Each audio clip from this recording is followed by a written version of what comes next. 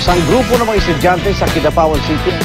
Isang helmet na magliligtas daw sa mga motorcycle rides. Estudyante pa lang sila. At maliban dyan, kaya rin daw sukatin ng helmet ang alcohol level ng ride. Anti-drunk driving at anti-motor theft. Kabi-kabila po ang nababalitaan nating aksidenteng kinasasangkutan ng mga motorsiklo. May na-inventong helmet ang ilang estudyante sa Kidapawan na pwede raw pangontra sa pagmamaneho ng lasing. Pati na kapag nanakaw sa motorsiklo. Sa pamamagitan ng high-tech na helmet na ito, maiwasan na umano ang nakawan ng motorsiklo, pati na mga pasaway at nakainom na rider.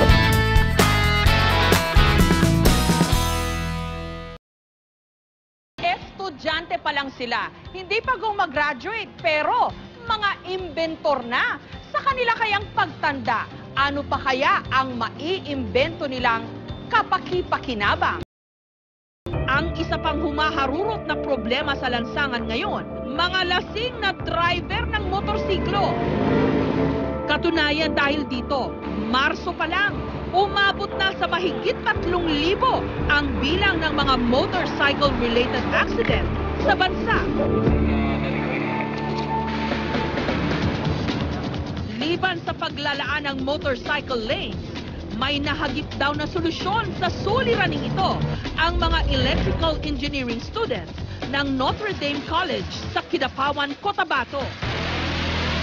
Nag-imbento sila ng isang anti-drunk helmet o helmet na nakakapag-detect kung lasing ang driver. Naisipan po namin ang imbensyon na ito para po maipababa ang lumalobong porsyento ng namamatay dahil sa pagmamaneho ng walang helmet at lasing. Dahil may prototype device na naka-install sa helmet na siya ring main switch ng motor, malalaman daw kung lasing ang driver. At dahil konektado ang helmet sa makina ng motorsiklo, kusa raw mamamatay ang makina nito kapag nasuri ang alcohol content sa katawan ng driver.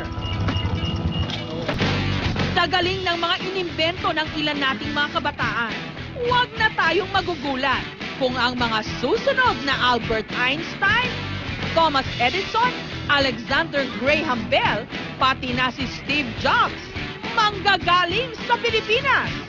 Yan ang katotohanan at hindi imbento lang.